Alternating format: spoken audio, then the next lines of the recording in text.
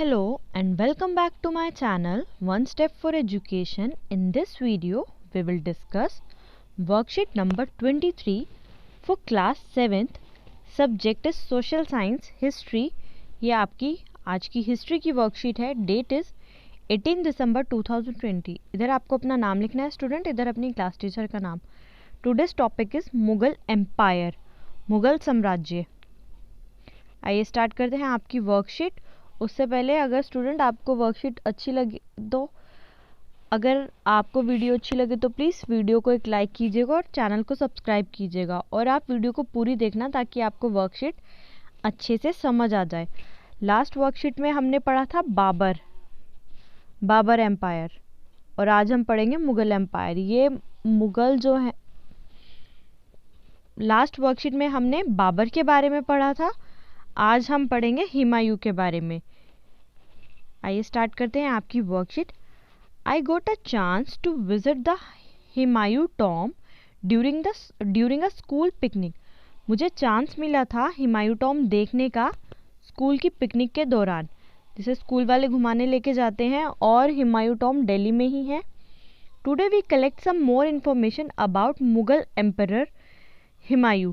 आज हम कुछ और इन्फॉर्मेशन जानेंगे हुमायूं शासक के बारे में, सम्राट हुमायूं के बारे में.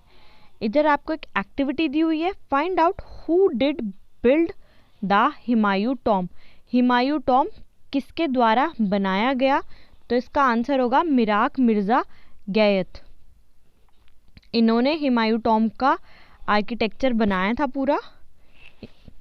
Next is Humayun. हुमायूं का जो पीरियड था शासक करने का 1530 से लेकर 1540 एंड 1555 टू 1556. यहाँ आपको दो पीरियड दिए हुए हैं. इन दोनों पीरियड में ही हुमायूं का एम्परर था. Next is the Mughals did not believe in the rule of primogeniture. ये थोड़ा इसकी प्रोनाउंसिएशन आप थोड़ी ध्यान से करना. Primogeniture, where the eldest son inherited his father's estate. Primogeniture का मतलब होता है ज्येष्ठाधिकार, जहाँ पर बड़े बेटे को, मतलब जो राजा का बेटा होगा उसे ही उसका शासक मिलेगा, उसे ही उसकी गद्दी मिलेगी, कि मतलब राजा के बेटे के बाद उसका बेटा ही राजा बनेगा. राजा के बाद उसका बेटा ही राजा बनेगा. The Mughals did not believe in the rule of primogeniture. जो मुगल्स थे वो इस प्राइमोजेनिचर रूल में बिलीव नहीं करते थे. Where the eldest son inherited his father estate.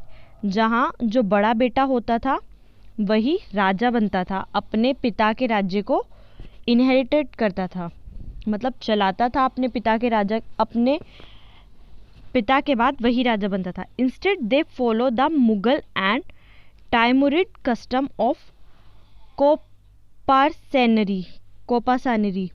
अब देखिए आप, ये इसके बदले जैसे जो मुगल होते थे उन्होंने क्या, किसको अपनाया, किसको फॉलो किया? जो तैमूर वंश का वो था कस्टम, तैमूर वंश का रिवाज को फॉलो किया.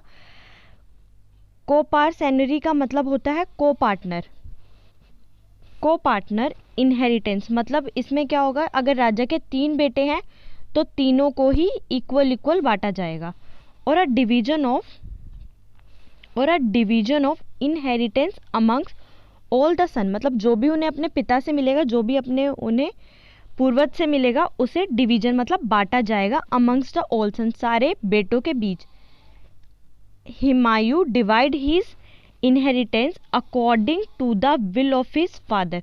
हुमायूं ने डिवाइड किया मतलब बांटा इनहेरिटेंस को, जो उसके पिता से मिला उसे अकॉर्डिंग टू द विल का मतलब होता है जायदाद. जो जायदाद उसे अपने फादर से मिली, अपने पिता से मिली, उसने इक्वली उसको डिवाइड किया सारे भाइयों में.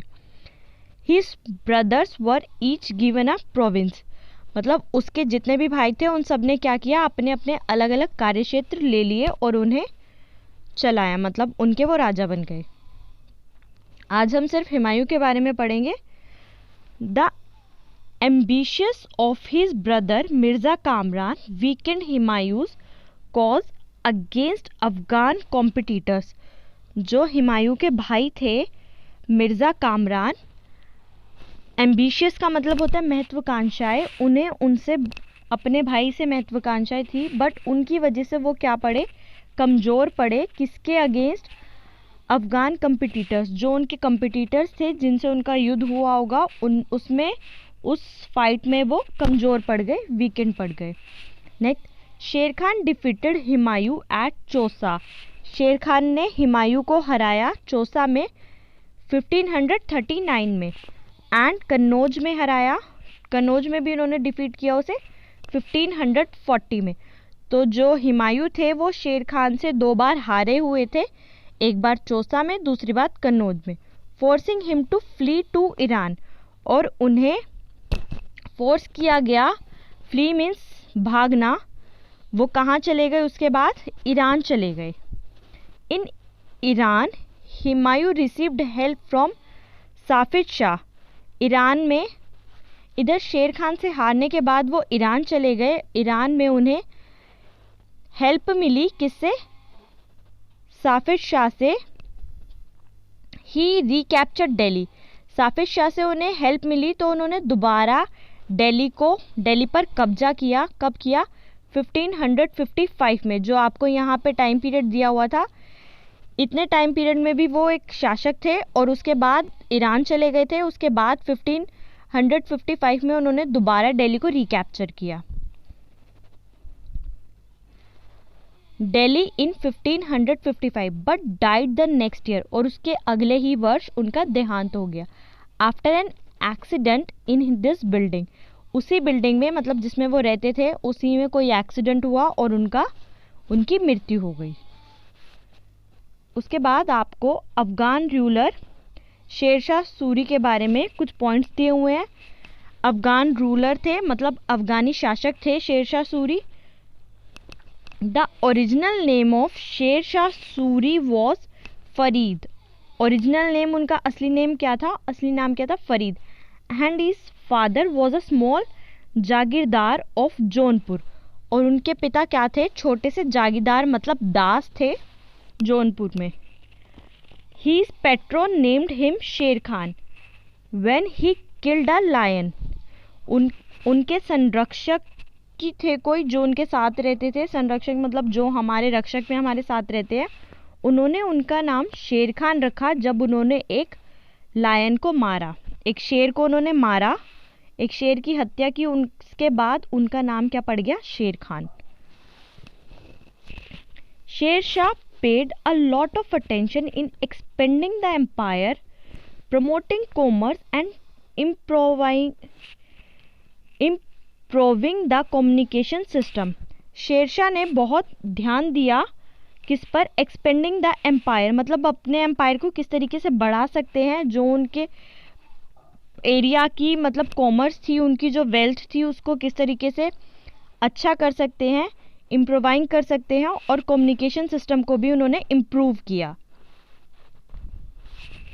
The old royal road leading to Sonargaon was repaired by Sher Shah. जो एक पुराना रॉयल रोड है कोई, उस जो कहाँ जाता है? सोनारगांव जाता है. उसे शेरशाह ने रिपेयर कराया. Which for a long time was called the grand trunk road. और वो बहुत टाइम के लिए उसका नाम क्या रहा? Grand trunk road. Sher Shah built a total of 700 sarai. Sher Shah ने 1700 सराय बनवाई. सराय होती है जहाँ लोग आराम करते हैं, जहाँ जो आते हैं गेस्ट वो रुकते हैं. During the siege of the fort of Kalinjar in 1545. Siege का मतलब होता है जब्त कर देना, घेराबंदी. एक घेराबंदी के दौरान कहाँ, कौन से किले में? कलिंजार के किले में 1545 में शेरशाह डाइड.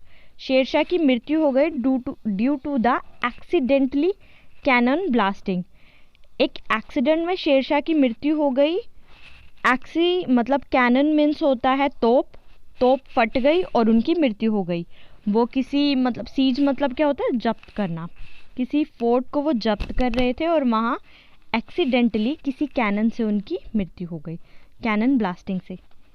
नेक्स्ट इधर आपको ट्रू फॉल्स दिए हुए हैं, आइए क्वेश्चन देखते हैं। स्टेट वेदर ट्रू और फॉल्स, आपको बताना है कौन सा ट्रू है कौन सा फॉल्स है। Humayun defeated Sher Shah Suri during the war of Chausa, false, जबकि ये था कि Sher Shah Suri defeated Humayun at the war of Chausa.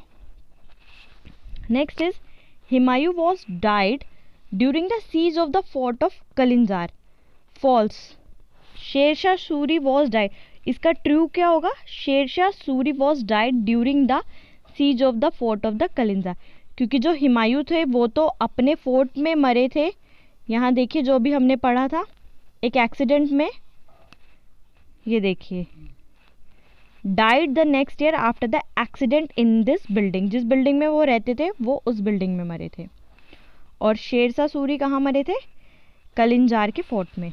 Babar was the father of Humayun, true, जो बाबर थे वो हुमायूं के पिता थे।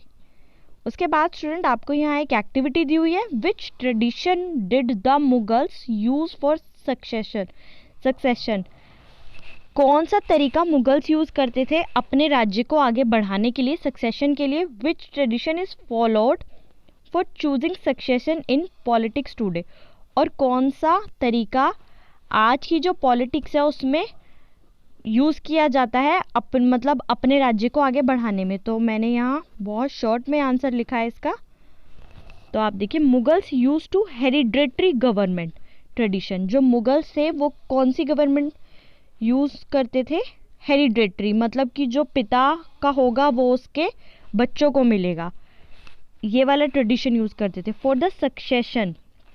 And in today's politics elected government tradition is followed for choosing succession, और आज की जो पॉलिटिक्स है, आज की जो पॉलिटी है उसमें कैसे होता है, इलेक्टेड गवर्नमेंट होती है, जो गवर्नमेंट होती है वो जनता द्वारा चुनी जाती है। फॉलोड फॉर चूजिंग सक्सेशन मतलब आगे उसको बढ़ाने के लिए हम अपना नेता खुद चुनते हैं। तो स्टूडेंट ये थी आपकी वर्कशीट क्लास 7 की। आई होप आपको वीडियो समझ आई होगी। अगर आपको वीडियो अच्छी लगी हो तो प्लीज़ आप वीडियो को एक लाइक कीजिएगा, और नीचे आपको रेड कलर में सब्सक्राइब का बटन दिख रहा होगा, उसे क्लिक करके चैनल को सब्सक्राइब कीजिएगा। और आप मुझे कमेंट सेक्शन में भी कमेंट करके बता सकते हैं आपको मेरी वीडियो कैसी लगी। Thank you.